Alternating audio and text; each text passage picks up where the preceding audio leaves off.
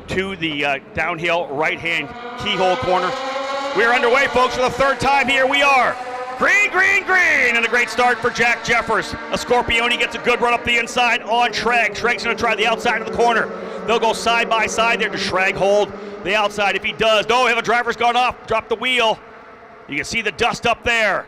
Jeffers is going to get opening lead. Drivers spinning further back. 1, 2, 3 drivers involved, spinning into the infield of the keyhole itself. They'll work their way out of turn number 2 down the back straightaway for the first time. Jeffers is your leader. A couple of drivers involved there. That might have been one of the VRD drivers. Looks like the white and blue of one of the turn 3 cars involved there as well. Not a great start. Watching Aaron Likens in the flag stand in front of me, grabbing a hold of a couple of yellow flags, has not yet shown it. Waiting for the opportunity for the drivers, of course, to fire things up, but indeed, here come those flags from Aaron. Full course yellow, as we have an incident further back at the start there. John, I saw the dust up, soon they came through the corner, the dirt in the air, someone dropped the wheel, and all of a sudden we saw 3 cars. As they kind of got past turn 1, closing more into the keyhole, drivers got together and off to the right side of the racetrack. Yeah, exactly. Over in the grass between the straight shot between turn 1 and the keyhole, which we run for all of our pro races. But the original track configuration, we call it the club course, which includes that little chicane. So they're off in that little grassy knoll in between those 2 sections of racetrack. We still use the original course configuration for a lot of our club races and some other events. The motorcycles also like to use that club course as well. As we can see, a course vehicle on its way to the scene of those stranded cars. We'll try to get numbers for you as timing and scoring updates. Yeah, being told the number 3 of Tyke Durst to the 21 of Christian Cameron. It was the 21 of Logan Adams who was able to pull away from the scene. So those drivers getting together down in that corner. Indeed a tough one. Honestly, our first yellow flag of the day, I believe, if I'm not mistaken. Yeah, 2 cars in the pit lane, 1 without a nose. Yeah, in comes Joey Brienza as well. Flat left rear for Brienza. The wing knocked off the front of the 21 of Logan Adams.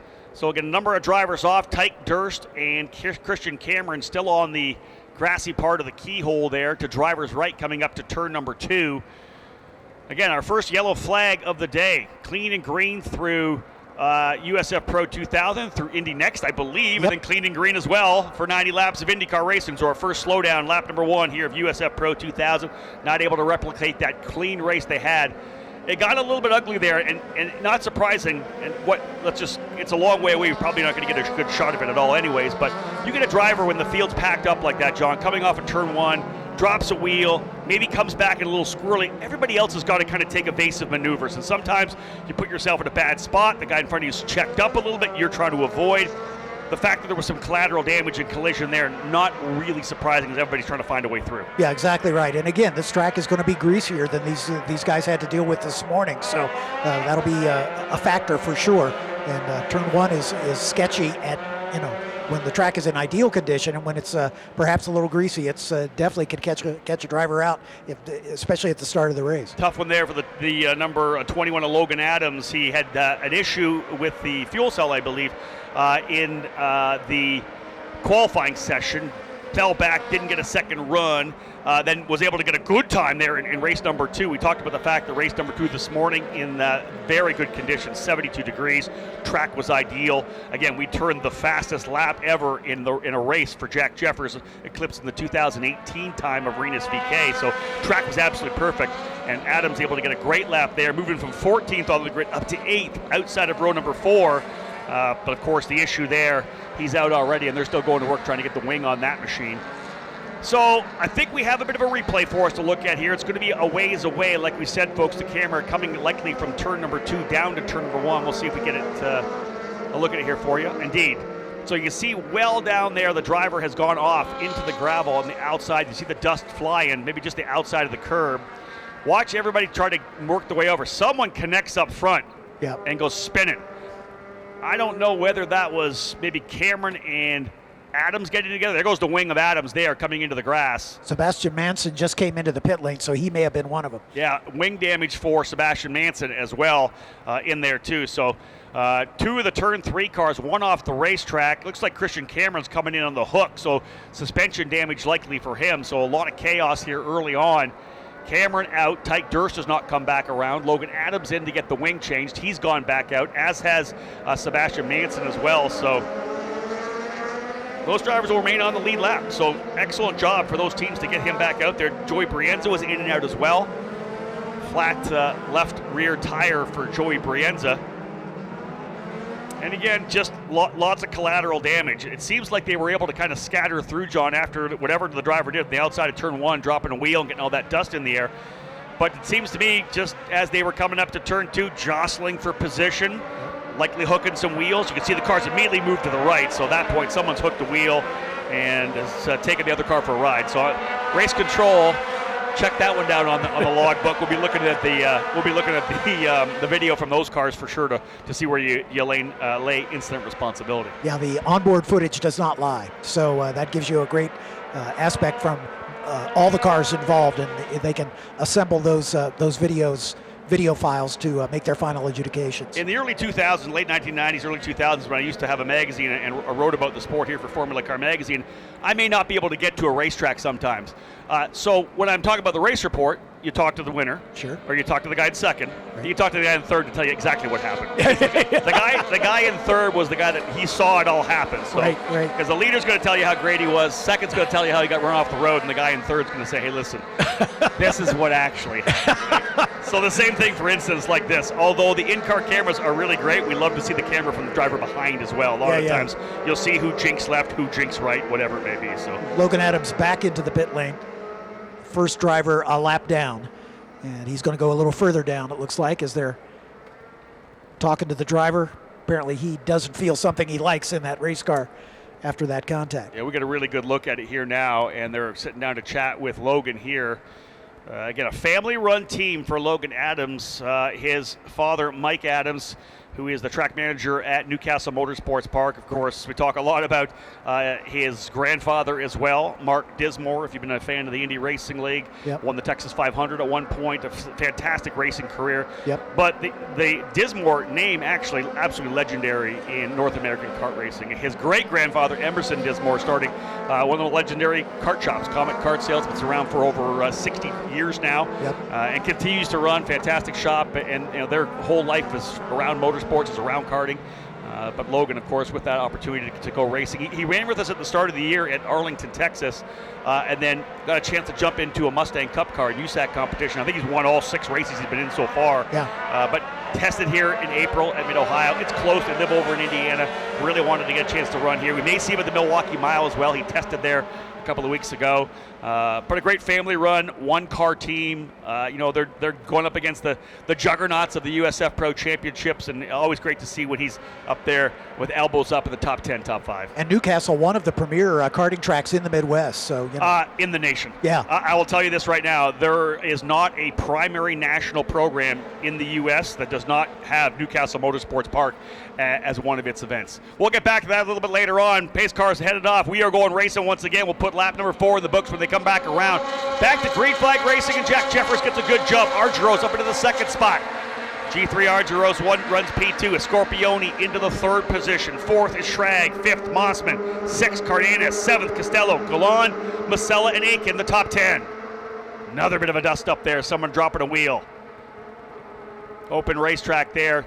Good battle for second. Yeah, indeed, but open racetrack for Jeffers, which was good. But yeah, the battle for second heating up between Argyros and the Scorpioni. Good stuff here now. I love the fact that we have, I want to say, 6 different teams in the top 6 right now. Exclusive, Pabst, Turn 3, TJ Speed, VRD, Jay Howard. That's awesome stuff. Top 6 drivers, 6 different teams. As we have, I believe, 13 drivers remaining on the racetrack, both Manson and Brienza able to get those cars repaired. The team's doing great work on pit lane to get them back out there. So we are racing again. Top 4 drivers lining up. The best battle now is, I think, between probably 5th and 6th, Mossman and Cardenas. But indeed, everybody's settling in. There's a big move to the inside of turn number 9. Oh, we don't see it a lot, but a fantastic dive to the inside there for a Scorpioni. He surprises Argyros, and Argyros is going to get passed as well by Thomas Schrag. Schrag goes into P3. Cardenas making a move as well. He went side by side down into Thunder Valley. John, not the easiest pass to make. You've got to get through 8 super clean to get the car kind of lined up where you, as the driver opens up for turn 9, you throw it to the inside, and before they can get the turn in done, you're already alongside. It doesn't happen every weekend. We have it here with the USF Pro, but when it does, it is oh so sweet. The confidence in the race car for Leonardo Scorpioni puts it to the inside of turn number 9, and he will go to P2. He's going to go to work on Jeffers, who locks up a right front. Jeffers getting pressure here now as Golan and Mossman up there going side by side as well. Great action here early on, 5 laps down. Remember, a 30-lap race, too. Long way to go for this one here, as indeed Jeffers leads. Cardenas actually turned the fast lap of the race on that last lap. He's got himself into third, trying to see if he can't lock down his 4th podium in 5 races. Great mid-season form for the Peruvian, for Jay Howard Driver Development. Really starting to get a feel for this race car, for this paddock, and it's starting to deliver some results to Jay Howard's program. Almost, yeah, everybody in the field turned their fastest lap there on lap number 5, not surprising. Finally back to green flag racing. Get some heat into these Continental tires. And this fight we're seeing up front right now, it's starting to feel a little bit to me like this is going to be the mano-a-mano battle for the championship over the remainder of the season. Jack Jeffers versus Leonardo Scorpioni. Scholarship winner versus scholarship winner. Jeffers won it last year in USF 2000. Scorpioni in the USF Juniors program. Jumped over top in 2000 to go to pro. And really, it's been a good car here this weekend for Scorpioni in that turn 3 machine, but they did make some, obviously, some adjustments to Jeffers' car to make him so quick here in race number 2. But here comes a Scorpioni to the inside. Book it. Does he make it stick, though? It looks like he might have pushed a little wide in the corner. Are they too wide coming out? Not quite. A Scorpioni finishes the pass on the exit. He'll go to P1. He closed within 4 points of Jack Jeffers with those back-to-back wins here in the first 2 races. If he can sweep the weekend, he's going to take the points lead. And we've got a car off up in the keyhole, we understand. Yeah, driver off in turn number 2, we're being told by Race Control. We'll try to get an update for you on exactly who that is off in turn number 2 and whether or not it will bring out those yellows indeed. Yeah, full course yellow here. The pass is done for a Scorpioni and being told the driver off the racetrack. We'll try to get an update on that. But that is, the number I got is not the number. That driver still circulates around the racetrack, so we're going to try to pick up which driver that was. Sounds like the number 2 we're being told off the racetrack here. That's Michael Costello. 4th place in points. Costello off in turn number 2. AMR IndyCar safety team heading out onto the racetrack on the outside of the carousel as the field will circulate around here. Get a chance to look at the rest of the field in front of the car here so they can get cleanly through. Costello off in turn number 2, behind our vision of what we were watching on screen. Scorpioni, though, a beautiful pass, got a great run, and was able to get the job done. A little quicker coming out of turn number 1, got alongside Jeffers into the braking zone and took that lead. I thought he might have pushed wide, John. He got into the corner, and to be honest, not a bad way to finish a pass off. If you get into the corner and you think you got him, by at least, half a car, let the thing unwind the hands a little bit, right? Diamond the corner off a little bit to be able to get back down to power. Great job there. Long as you leave a car width to the outside for the guy on the outside, you're still good. My spotter in Race Control telling me a report we may have had contact between Mossman and Costello to have Costello go off track. So I'm sure Race Control will have a quick look at that as well. But an inauspicious beginning here for the drivers in USF Pro 2000 after an excellent display this morning when they went 30 laps of green flag racing. Scorpioni coming away with his 2nd win of the week, and indeed tightening things up in the championship in a big way now. Scorpioni to the lead. Purple lap as well with a 121.109. And look at Argyros, Costello, Mossman, and Cardenas. The 4 of them separated by 6 points. So that second pack for basically 3rd, 4th, 5th, and 6th in the points, anybody's ball game. That's going to change after this race is over. Yeah, tough one, of course, for Michael Costello. He and Frankie Mossman both sitting there. No, he and G3 Argyros both sitting there with 158 points. Mossman back by just 1 at 157. But indeed, the remainder of the season looking very good for these drivers in USF Pro 2000. We're just kind of the halfway point now. We'll get back at that in a second. I'll have a look at the schedule as we circulate around, but we do have a look at the incident in turn number 2. You're going to look at the back part of the track here. Watch as they come through here. Waiting for the drivers to come on through. They're side by side through there. Oh, there we go, and almost up and over for Costello as he and Mossman side by side coming down the hill through turn number 2. And again, as you get into that corner, we've seen it before. Drivers trying to get back on power. You got wheel in it. Contact between those two drivers mid-corner, and the wheel-to-wheel contact sent Costello's car up in the air. At that point, a passenger as he was holding on to go off track. So tough one for Costello as he's out of this one now. 2 laps down, I believe, likely on the hook. So Costello's going to finish 13th. I believe Logan Adams is done. Yeah, he's already, I think, pushed back to the paddock area. So Costello, Adams, Durst, and Cameron already done. 12 drivers remain on the racetrack. Scorpioni leads over Jeffers, Cardenas, Argyros, and Schrag. Back to the schedule. We'll wrap things up with the triple header here at the Mid-Ohio Sports Car Course. About 5 weeks from now, we head West Coast, Pacific Northwest, that is, the Portland International Raceway for a double header there alongside IndyCar. After that, looking forward to a brand new street circuit replacing the old and legendary Lakeshore Boulevard Toronto course north of the border in Ontario.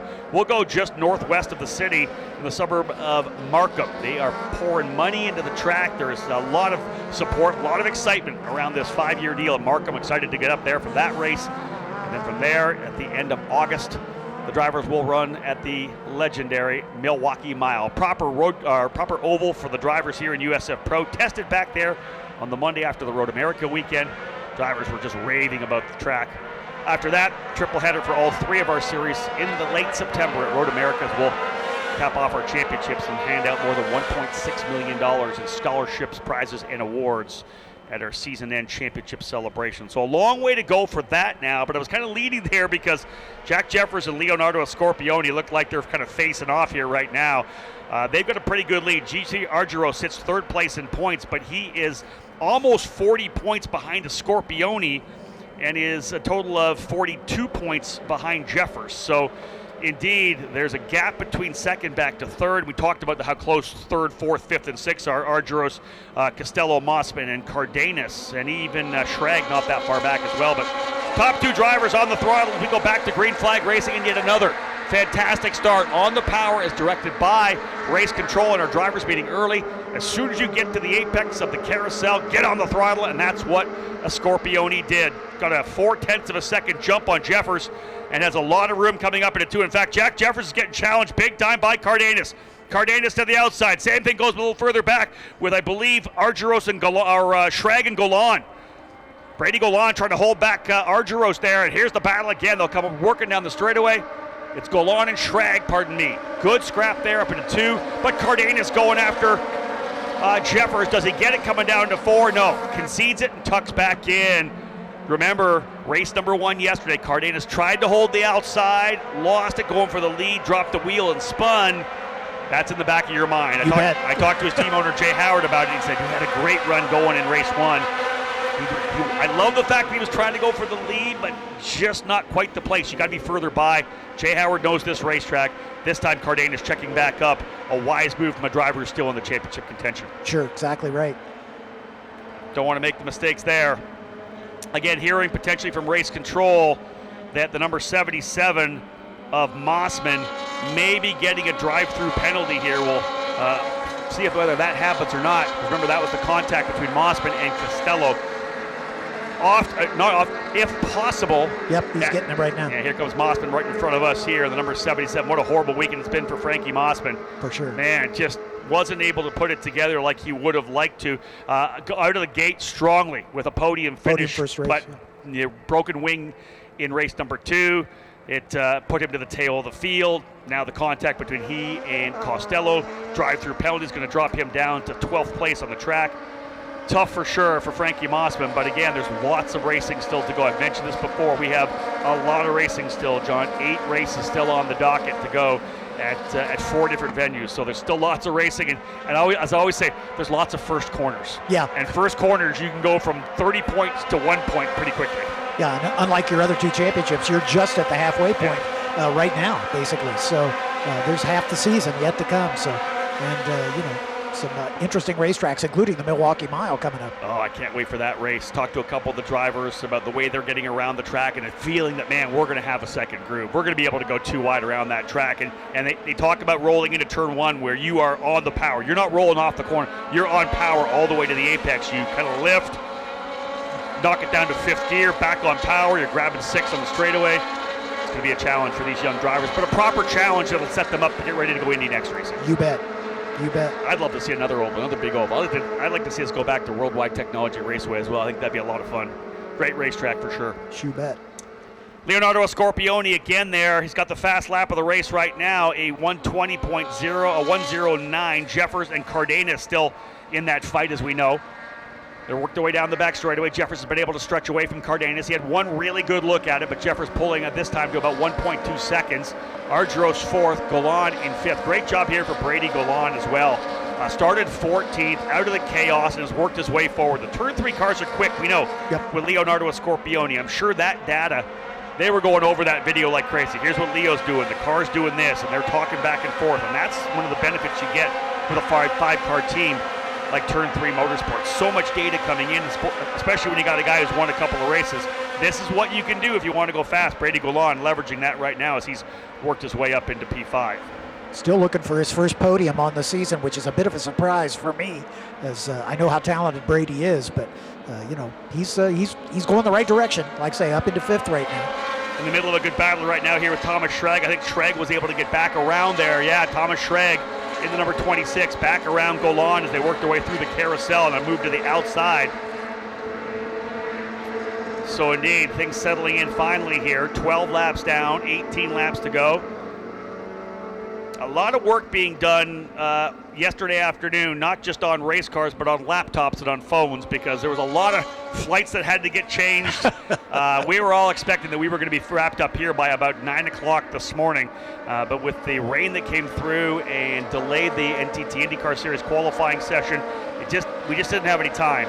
We ended up finishing just a little after 7 o'clock yesterday evening, and everybody was on the phone, man, like, okay, we're not going to be able to make flights. Let's move things around. I'll tell you, folks, if you're around here at all, we thought rain was going to be coming. We were trying to figure out when we were going to be able to get in here. It is essentially blue skies over the track right now, lots of sun. There's cloud all the way around us. Yep. But as I walked over here, I was under blue skies. It is very warm still here trackside.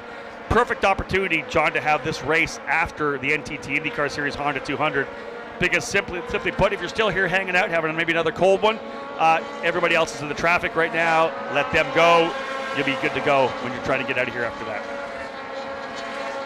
Coming up on the halfway point of this one is Scorpioni looking to sweep the weekend as he sets fast lap of the race. A 1:18.7787. Jeffers about a tenth back as far as lap time goes, but he's 2.5 seconds behind Scorpioni. Cardenas another 2 seconds back as the leaders have begun to spread it out just a little bit. Best battle on the racetrack is Golan and Schrag in that battle for fifth. They're only a second apart.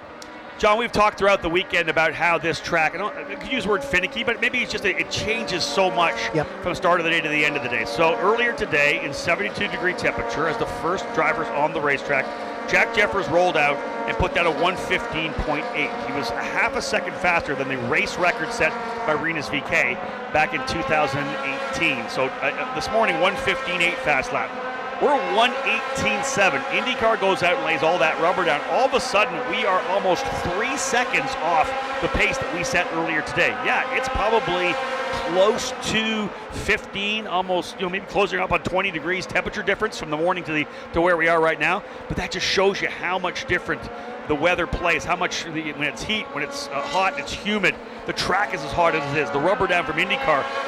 These cars are pretty finicky. They like certain air. The dense air is good for aerodynamics, but the hot air is not good for the engines, the horsepower numbers. Exactly right. And G3 Argyros looking racy here as he's begun to close the gap down to Andres Cardenas. So G3 looking for a podium here.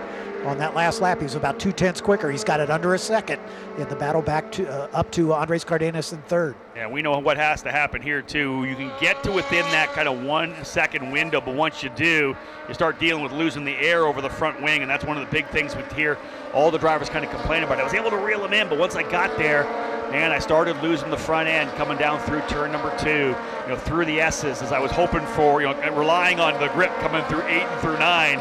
Too close. I get that, entry understeer. The car just wants to push without that air on the front wing. You'll often see a driver kind of tuck out a little bit to try to get a bit of air over top of the wing. The draft doesn't work, but you still get the advantage of the wing traveling over, or the air traveling over the front wing to give that front that plant you need to get the car turned in. This is a great battle further back here as well, no doubt about that. That is JT Hoskins and Colin Aiken going at it. A couple of rookies in the series battling right now for 10th and 11th. Aiken trying to find a way by Hoskins. Both drivers coming in here from Florida. A number of Florida drivers actually in the series here this year. Yeah, Scorpione's out to 2.2 seconds. This has been a absolutely fantastic run here at Mid-Ohio. And again, let's go back to the point I essentially start every one of our broadcasts on here, John, when we get rolling for the first broadcast in qualifying. This is a turning point race for us. The Mid-Ohio event on July 4th weekend is the halfway point for pro. For the other two categories, juniors and USF 2000, it kind of starts the second half of the season. Right. But this is it. This is the run. Drivers will tell you, well, I'm just trying to win races. If I win, I'll let the championship kind of take care of itself. No way. You come into this weekend, win a bunch of races like a Scorpione is, and you're going to feel that momentum moving through the remainder of the season. Lots of racing still to go. Sure. But this is the turning point race. He's going to leave here with the points lead if he stays where he is. So. Yeah, indeed. You look back at USF Juniors last year, and the drivers who won here ended up finishing first and second in the championship. Leonardo Scorpione won the first race. Liam Loiacono won the second race in USF Juniors. And it's just the momentum. It's the confidence midway through the season. And I'll tell you, you're going to have a lot of confidence from Leonardo Scorpione. 2 top 5s at Road America in a car that he will tell you wasn't perfect. They didn't get the setup, but he was able to optimize the race car, get a couple of top 5s, and bank a bunch of points there, taking home 34 points when other drivers struggled for it. In the end, those top 5s led him into what could be 3 straight wins here right now. But you got to give it up to Jack Jeffers as well. He's doing what he needs to do with essentially lining up for a couple of podiums and a top 5 with 4th in the opening round. So that's how you get the job done here, folks. Actually 4th in round 2 for Jeffers, but you got to keep stacking points. Yeah. Get to the end and see what happens at Road America. That's it. Past the halfway point, 16 laps down, 14 to go. It's still a fast lap for Leonardo Scorpione, 118.172. This is when they want to do it too, folks, right in front of the IndyCar team owners and scouts. They want to show that they have the ability to win races. With musical chairs going on in the IndyCar field right now. No doubt about that. Yeah, some of these youngsters might find themselves in an IndyCar seat before too much longer. We've had 5 different drivers win this so far this year. Jack Jeffers got a couple of wins. G3 Ardros, as we know, with that sweep of Road America. Leonardo Scorpione now with 3 wins. He leads the way. Jacob Douglas with a victory, and Michael Costello with a win as well. Sadly, Jacob Douglas hitting the budget wall like so many drivers do, and is here in the paddock coaching for one of the other teams. But indeed, we won't see him back here in USF Pro. But a number of different winners have worked their way to the forefront here. 5 in total. We expect to see a win pretty soon at a Frankie Mossman. Would be surprised to see Thomas Schrag knock one out as well. Teddy Musello. There's drivers out here with the ability to win races. They just haven't knocked it out yet. So we could find more before the end of the season. But again, the drivers coming to the forefront right now: Scorpione and Jeffers. Let's look at lap times here. 18.1 for Scorpione, 18.5 for Jeffers, 18.3 for Cardenas, but he's 2.6 seconds back. Yeah, he was faster than Jeffers on that last lap, but nothing going there. Argyros 18.6, Schrag 18.5, Golan a 19.2. Top 5 drivers mid-18s. Everybody else, John, in the low 119s. Essentially, their laps are over a half a second slower. Top 5 drivers kind of stretching away here now. Brady Golan doing an awesome job. Their P6, remember, started all the way back in 14th, so +8 for Golan for turn 3, running now up in the 6th spot. And Frankie Mossman, unfortunately, because of that drive-through penalty, all the way back in 12th position, but his lap time's very competitive with the drivers up front, so he's going to be ruing that mistake for sure, as he's certainly showing he had the pace to run with the guys at the front, but that mistake is cost him dearly here. Yeah, and John, barring another full course yellow, Mossman's going to be well back. He's about 11 seconds behind the battle between JT Hoskins and Colin Aiken. That fight continuing for that position, and that is for 10th and 11th, final spot inside the top 10. Joey Brienza is digging there in the number 91 and 9th. He's trying to close up here on Sebastian Manson. He is within 0.4 of a second. So another one of those drivers who has hit that kind of half second to 1 second window of getting that aero wash, that loss of front wing downforce when you get up inside a driver. Yeah, you love the draft coming down the straightaway, but when you get too close, you're just not able to get the turning you're looking for. So that's the battle here coming behind here. This is Manson in the white and blue machine. Then the Indiana University colors for Joey Brienza in 9th. Brienza started 11th, up 2 to 9th spot. Not done yet here with Sebastian Manson. I am being told we may see a couple of time penalties before the end of this one here. One potentially for jumping the start, the other for a block moving in reaction. So won't throw any numbers out there. I'll let race control do that. But just to let you know, race control, the eye in the sky, watching. You can't get away with anything. Yeah, you look at the people that we have in race control, and it is a storied and experienced crew for sure. Joel Miller, a former champion in many junior Formula Series coming up the ranks, factory driver for Mazda at one point. Yep. We've got Bo Barfield, yep, whose resume includes IMSA, IndyCar, you name it. Yep. And then Charlie Kimball joining us as well. On and off, we get Charlie to come in and join us here. Of course, those of you may know Charlie, a fantastic European career, almost made it to Formula One. Yep. Eventually got his way to become a Ganassi driver here and won a lot of races in his junior career coming up, and a winner here at the Mid-Ohio Sports He's Car. won an IndyCar race here, absolutely. Indeed. So let's just put it this way. We have experience, and when the young drivers will say, hey, but I didn't, and they're like, guys, we've been there. Been there, done that. We've been there. Both Charlie, hey, listen, Bo was a fantastic Formula 2000 driver in his own right, running in the older USF F2000 series, United States Formula Ford 2000, a USAC sanctioned program. So, yeah, they've been there. You think you've done it, they've done it a couple of thousand times. Yep, so yep. It's good to have those guys there as well. Was it the Elan DP08 back in the day, I think? Back in the day, I'm thinking back like 90s, like mid-90s. You're talking Van Diemen's, yep, the Bowmans. There was some drivers on the Swifts as well, yep. Swift DB6. A bunch of different race cars found their way to the USF Pro. McGowell's, of course, as well. There was a lot of cars running back, and those were the days. We're talking 40-car fields as well. So there was some massive fields back in the early days of USF 2000. You think it's new? It is not. It has been around for a number of decades. In fact, you go back to European. I was during the rain delay yesterday. I popped up a shot of Ayrton Senna running a Formula 2000 car. A Van Diemen was a factory Van Diemen driver, if I'm not mistaken. Yep. So yeah, this formula has been around a long time. This particular one here, USF Pro 2000, was initially Star Mazda. Star Mazda then became Pro Mazda when Anderson Promotions took that over in 2013. That morphed to Indy Pro 2000. Right. And now USF Pro 2000. So it's been around a long time as well. The Star Mazda program. You look at the drivers who were there: Hinchcliffe, Rahal, Andretti, other drivers, Connor Daly, who have worked their way up through that program as well. So a lot of great drivers running in this particular program to work their way through. We look at the last essentially 13 years as our years with the program and Anderson Promotions, but the actual formula itself. Back in the day with the Mazda rotary engine as well. Right. Good stuff. Great times, and we watch drivers come up here through the American open wheel ranks. 10 laps to go. Scorpioni has dropped the time down to a 1:17.7, still about 2 seconds off the track record for race lap that we saw earlier today.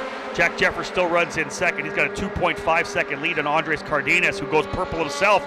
Cardenas showing, John, that the pace is there for the Peruvian in the Jay Howard car. A win just around the corner for him. I just can feel it. He is really getting a feel for this program. Brienza closing back down on Sebastian Manson in the battle for 8th as well, and he was about 3/10 quicker on that last lap, and he's only about half a second back. So once again, he's in that area where the aero wash is really beginning to affect the handling of his car. So he's got to be careful about where he makes his move. But you got to keep the pressure up. That's what it is, right? Because really, you're going to get the job done when the driver in front of you, you're putting enough pressure that you maybe get them to make a mistake. Coming into turn number 2, do they, the keyhole, do they lock a brake? Yep. Do they start, maybe start, flat spotting a tire? You keep pushing so they miss an apex by a little bit. You're able to get back on power early. We saw Jack Jeffers do that with Frankie Mossman, where even though we had the wing damage, was finally able to get a better run out of the corner and beat him down into turn number 4. Because again, the pass in turn 4 doesn't happen in 4, doesn't happen in 3. Sometimes it happens in 1 or 2. You have to combine 1 and 2 to get the run and get a better drive out of turn number 2 coming over that downhill off-camber keyhole corner. Even if you can get the car you're chasing to go defensive, basically go offline, trying to defend, that gives you the prime opportunity to go on either side of him. So, it's a game of pressure and who can withstand it the best. And John, that's the reward of a fantastic turn one. If you get a better run, or let's say you get a better run of 13, you're pushing into one. They defend, as you said, coming out of one to say to the inside of the racetrack into two. Then you can go wide. Yep. Once you've gone wide, they can't come back. That's that move in reaction I keep talking about, the block that we have in our books. Right. So if you're on the outside and he's defending to the inside, he comes back across to block you. First off, that's a block. Otherwise, he's got to get on the brakes earlier and longer and harder to be able to get around the corner while you're running the racing line. So, so but if you don't get him going in, you're going to get him going out. Yeah. They got to make a mistake. Yeah. You got to force that mistake. And at this level, the mistakes are few and far between. I mean, these drivers are all skilled competitors. They've come up through the lower two rungs on this ladder, and you don't find them making those kind of mistakes. No doubt about that. Scorpioni, Jeffers, Argyros, Golan, all those drivers coming up through the USF Juniors program into USF 2000. We can still say that about Scorpioni. He did 2 USF 2000 races in the podium at St. Petersburg earlier this year before leapfrogging over the series to go to USF Pro 2000, and indeed he has shown his worthiness there, the talent for a Scorpioni. 7 laps remaining, and to be honest, the really cool thing about Scorpioni is because he did 2 years in USF Juniors, then jumps over 2000. His first year in juniors, just 14 years of age, young, made lots of mistakes. You know, he was able to get on a couple of podiums, but there was errors he would make, and he'll tell you that in the off season.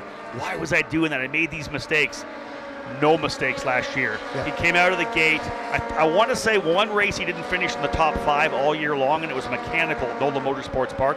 Top 5 for the rest of the year, and those are the results and the consistency that win championships. He had a fantastic run, won a bunch of races early. Liam Loiacono came on in the second half of the season to put some pressure on, but Leonardo, with the lead he had and the pace he had, could kind of just coast. Didn't have to force the issue, didn't have to put the pressure on.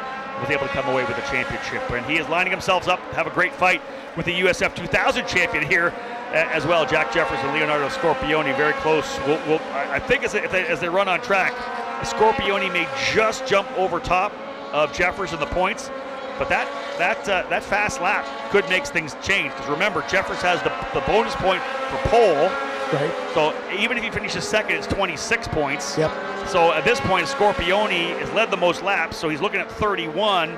So that would be what, a 5-point difference? So it'll be a 1-point difference. 1-point lead, but in a Scorpioni's favor. Let's see who lays down the fast lap before the end of this, because the cars are getting lighter and lighter. Cardenas has it now with a 1:17.643, but with 6 laps remaining, we could eventually, if Jeffers goes with the fast lap, we'd be tied on top.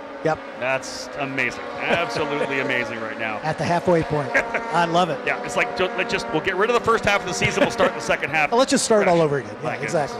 Yeah. Argyros, Costello, Mossman, and Cardenas still there in the championship fight. They're going to have to step things up, as we know, but lots of racing still to come. Both Scorpioni and Jeffers turning their fastest laps on the last lap, so that's good for them. We know that those cars are really starting to come in now. Who can put a fast lap flyer down? Leonardo talked about it, John, on the podium. I asked, hey, listen, you know how quick you guys were going. Was there a thought of potentially laying down that fast lap to try to see if you could get the pole? Jeffers was actually pushing as hard as we can, trying to get his way onto the podium, closing up at the very end of Costello. But he said, listen, I think it was in me. I could have did a big push lap, but I didn't want to throw it away. You got a victory here. It's a bonus point. You'd love it, but you don't want to throw it away. You'll take the 30 points for a race win. So a little bit of maturity shown there by a Scorpioni as well, John, in race number 2. Brienza had a problem on the last lap, a 1:27 and some change. He must have had an off course somewhere. He stays in 9th, but he was right on the tail of Sebastian Manson prior to that mistake. Here he is, and he's now falling into the clutches just behind him of JT Hoskins. Yeah, Hoskins had a good little battle going with Colin Aiken at one point, but Aiken has fallen back as well. In fact, is Aiken off? Yeah, I don't see Aiken here on pit lane, but he's a couple laps down. Sounds like Aiken has retired the race car here. He's active on track, but he is still quite a ways back. Mossman closing up, trying to still close up. He's only 4 seconds behind Hoskins now. And indeed, with just 5 laps remaining, Hoskins has got a chance to go after 9th for Brienza. Manson's going to have that big gap of 8.5. Remember, it was just about a half a second, just a couple laps ago, but as John said, an issue there for Brienza. Able to bring him back on and continue running P9. Argyros just turned his fast lap as well. Oh, here's Aiken here, and he's in fact fallen well back. Maybe a spin for Aiken. Let's have a look across for fast lap. No, he did an 18.5. Maybe a spin earlier because right now he is between first and second. Yep. So he's in front of Jack Jeffers now, which may play into the hands of Andres Cardenas, because Jeffers is going to catch him coming into the keyhole here. He'll get back on power, and Cardenas is going to love this one. Here comes Jeffers. Good job for Aiken to move to driver's right. Cardenas closes in a big way. It was a second gap. Another opportunity here for Cardenas to mount a challenge on Jack Jeffers. Cardenas able to hold the spot. Yeah, finally tucks in as well. There's the gap between first and second. A little further back, rather second to third, then back to fourth place running G3 Argyros. Trying to bounce back after the off in the race yesterday afternoon, where just dropped the wheel, I think on maybe consecutive laps, went off and did, I think 119 you and I picked up there, right. And then went off in this corner here coming out of turn number 8. I saw the drone shot and he actually dropped the wheel. Just kind of got onto the curb and then couldn't quite get it back down to the apex, onto the rubber, and was in the gray. And at that point, just slid right off the racetrack. Just a minor miscue of car placement on that corner sent him off track and dropped him down the order to a low points paying position. Bounced back to a top 5 this morning, but indeed trying to fight back here. Yeah, Leonardo Scorpioni just turned the fast lap, folks. Purple 117.416. There's that bonus point that could give him a couple more points up on Jeffers in the championship here. What a weekend it's been for Turn 3 Motorsports and Leonardo Scorpioni. Unbelievable stuff. Brady Golan running as well for 6th for the team. Sebastian Manson in 8th. Michael Costello and Tyke Durst out of the race already. Durst involved in the opening lap incident coming up to the keyhole. Contact between Costello and Mossman in turn number 2 as well, taking him out of the race. So 3 Turn 3 Motorsports drivers still on track, and they all run inside the top 8 with Scorpioni on top here. Trying to go 3 straight wins at Mid-Ohio. And in commanding fashion, he's got almost a 5-second lead. Just setting fast lap of the race with 3 to go. It'll be 2 when they come by the line this time. It's always interesting to me which team rolls off with the best setup. You know, it was at Mid-Ohio, rather at Road America, Pabst Racing had the hot rod. Start of the season at Arlington, it was Jack Jeffers. Nobody could touch him. He was the fastest driver out there for sure. Indianapolis, kind of more of a back and forth, I think. We had a number of drivers that were quick there. The oval was kind of turn 3. They were really quick on the oval. But I'll tell you, here this weekend, turn 3 and Scorpioni have been absolutely magnificent. Last time by, Scorpioni over a 10th quicker than Jeffers. All 3 of the top drivers, though, turning their fastest laps here on lap 28. Let's see which way the fast time goes before it's all said and done. White flag will fly next time by.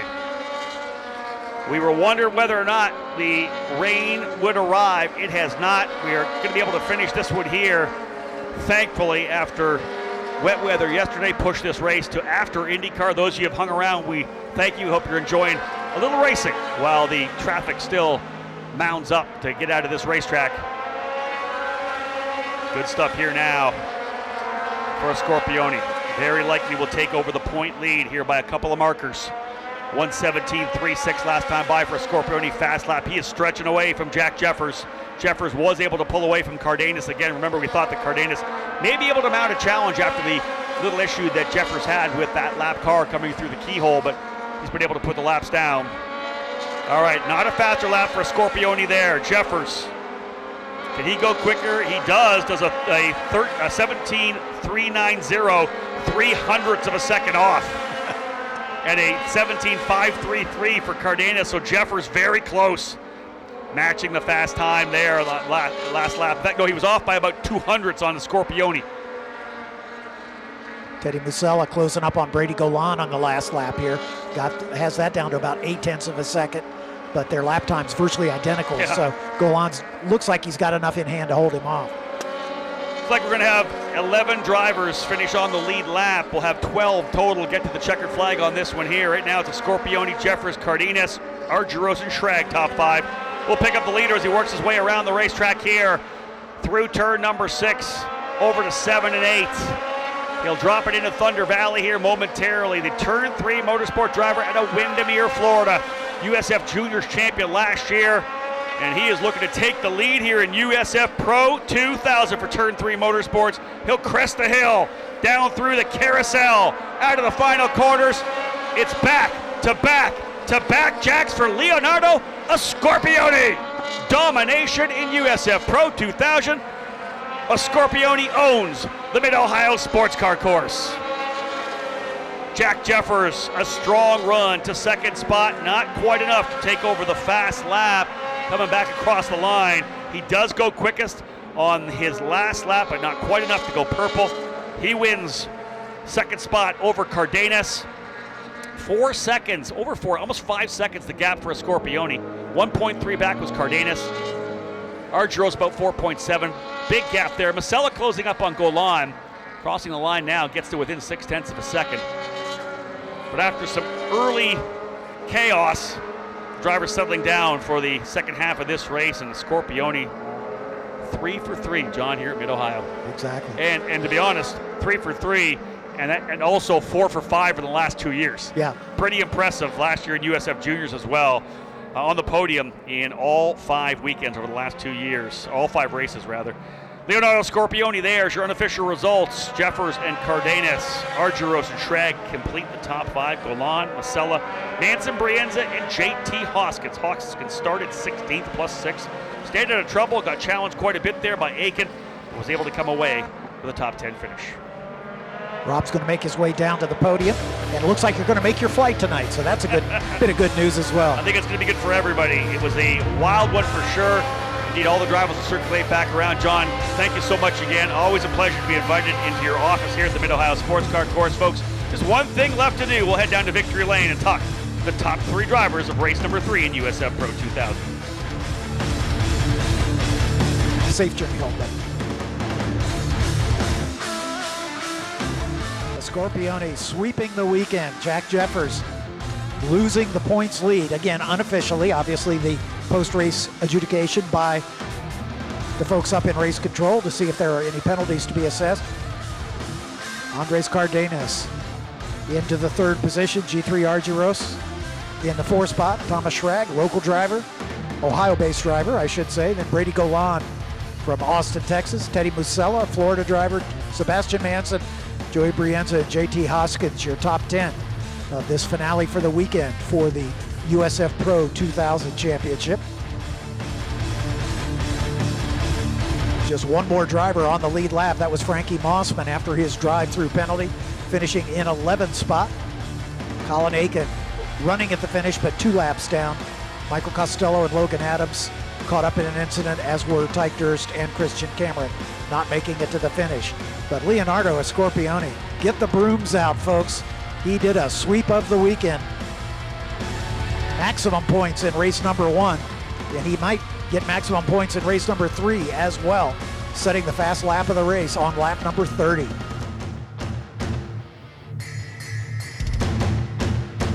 Getting his balaclava off, getting the earbuds disconnected. He'll be climbing out in just a minute.